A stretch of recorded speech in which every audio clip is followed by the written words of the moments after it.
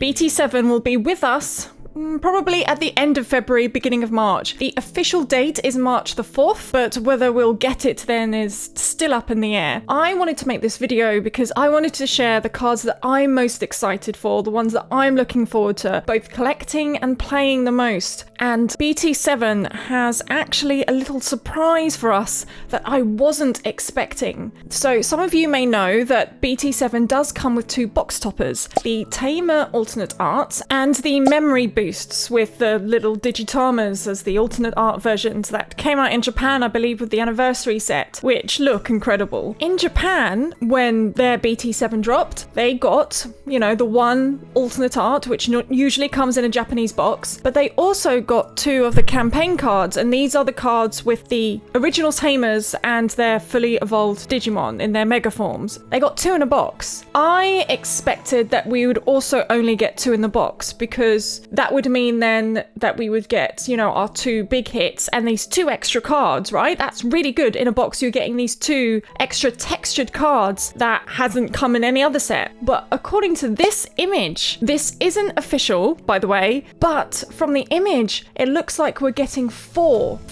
of the campaign cards in a box, which actually would make sense, since in Japan, their single boxes are like half our English boxes, since, as you know, they get the one alternate art or secret rare, and in our boxes we get two. We basically get twice the amount of cards and hits. That includes the SRs. So if they got two campaign cards, then that means that we get four, which then means that in one single box of BT7, you're getting two box topper promos, 7 SRs, two big hits, which is your alternate art or secret rare, and then the 4 campaign cards. That's so much. That is so much. That is ridiculous. What a good surprise. BT7 is looking like an incredible set to open. Just imagine opening up just like 2 boxes and oh my goodness, you're going to get so many cards. It also means it makes it so much easier for a collector to get all of those campaign cards. Rather than only getting 2 in a box, you're going to get 4, which means collecting all of them is going to be so much easier, and hopefully push the price down of them a little bit so they're not too expensive to pick up if you just wanted to get them as singles. This makes me so happy. I am all for just loading a box with hits. Of course, like, who doesn't like opening up a box and just getting cards? There, of course, can be an argument that the more hits you get or the more cards there are, I mean, the less valuable the cards will be in the future, but I'd rather get these cards in players' hands and collectors' hands rather than gatekeep. I'm all for this set being basically a box is like a basket full of happiness. Just like you open it up and it's just like,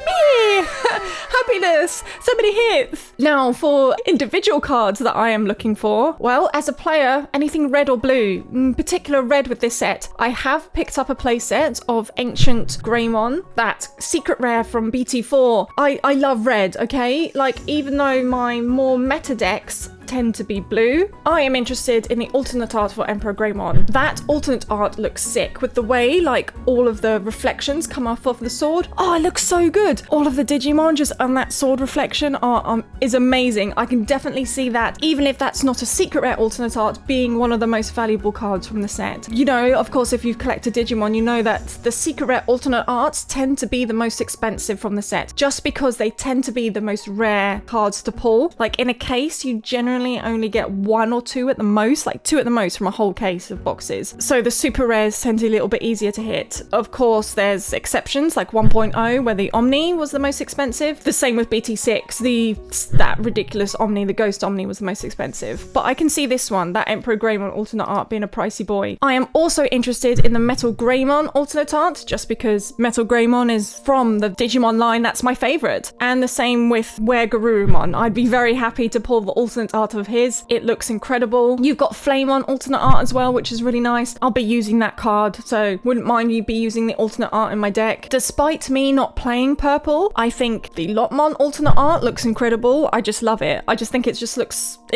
so nice. Just want it for my collection and just have it as a collector's item. And of course, the secret rare alternate arts, I wouldn't mind to hit any of those either. I do think that even though Emperor Greymon is going to be popular, However, despite that, they will be the most expensive. They're like gold. They've got gold all over them. So yeah, they're definitely going to be the most priciest from this set. And especially like Lucimon, the Lucimon Chaos mode, it's very playable. Very, very playable. Yeah, that's definitely going to be a very, very pricey boy. I'm really looking forward to when BT7 finally arrives at our shores. It's going to be a while, 3 weeks yet at the very least. But if that image is true and we do get all of those hits, it's going to be such a fun set to open, and it will be a nice shake up to the meta where everything has been Gabumon and Jesmon, and with like sprinkling of Diabora as well.